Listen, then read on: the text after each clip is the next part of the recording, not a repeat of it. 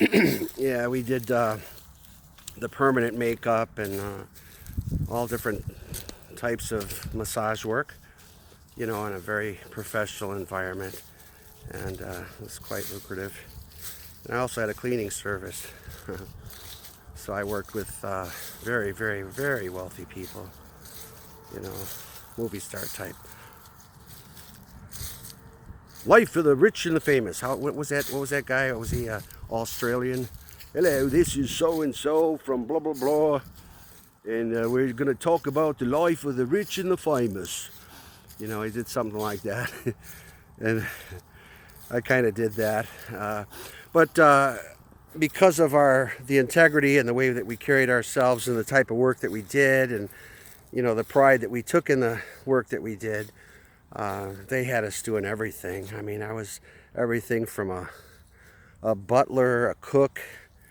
When they had yard parties, of course, they wanted us to do that, and any other type of work that either I was familiar with or that I could do, they would retain me instead of getting a hold of somebody else because of the trust. The trust. It was just no compromise, none. And in church, same thing. They knew me, and they knew that they could trust me with just about anything, if not anything. Because there was that deep rooted thing inside me. That I don't believe in getting what you need today and then not worrying about tomorrow or how you affect others. Just to put something in your mouth or to try to get ahead in life. I'd rather swim in that water there and dive down and get slugs, or figure out what type of plant that I could eat here that would serve a purpose or be medicinal, excuse me, or edible. I was, taught to do things like that rather than look for ways to make a fast buck online or to try to scam somebody. So that's pretty much what I try to do, is to encourage people not to do that. I don't want you to think that I'm talking about something that I don't know nothing about, and that's not having much or being poor. Because even though it might look like everybody here has more than you, and they might, a lot of people, even the poorest of people here, might have more than you. Maybe that's a maybe, but that's not always the case. And sometimes it's just what it looks like isn't what it really is when it comes to that situation. So I mean, compared to wealthy people, I don't have nothing. you know so but what I do have, and what they admire about me, and what I love about myself, is that I have God's,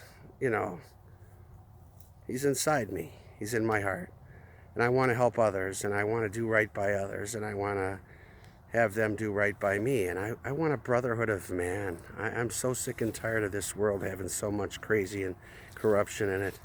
I wish that but this was even in biblical times, when the Romans were doing what they were doing. And I mean, we can go through the history books and just see that there's been corruption and crime all throughout time.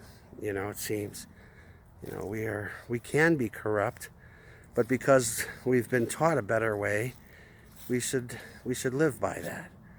You should feel better. That's what I really want to be around, is people that feel better about doing good, instead of people that do what they do and then feel good about that, as far as like scamming and trying to get ahead that way in life.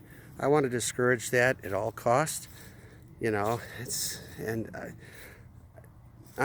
say I'm like a John Lennon type. You may say I'm a dreamer, but I'm not the only one.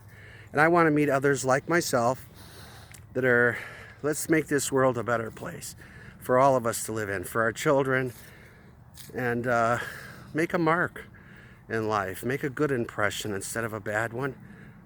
And you don't have to be overly generous financially, because not everyone can do that. I mean, maybe that's why people like me don't have as much as we would like to, because of what we would do with it.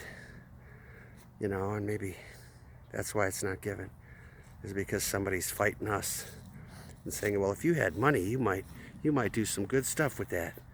Might make a difference. So we're going to make sure you don't get it. So, blessing and a curse, right? Being a good guy.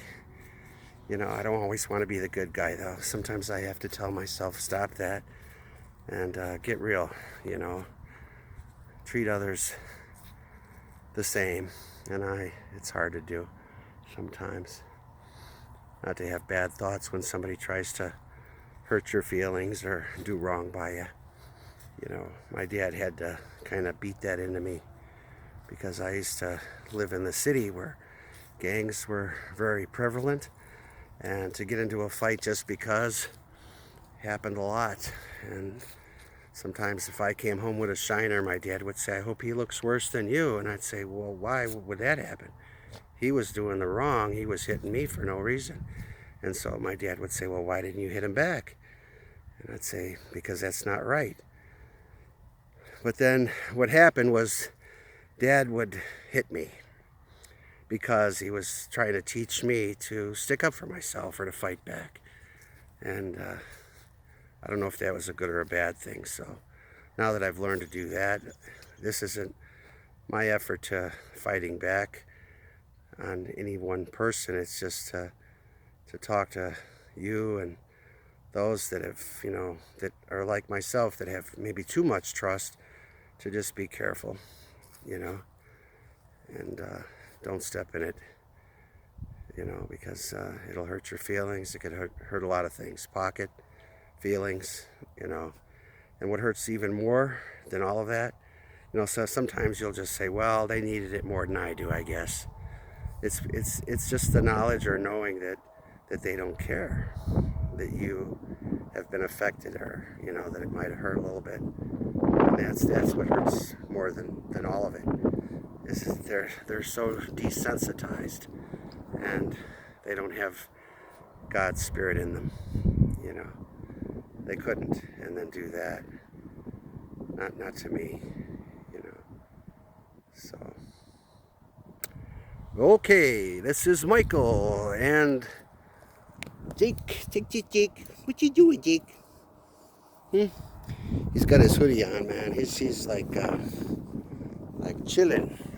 And we're gonna sign off for now and say, hey, from Chicago, Michael and Texas Jake.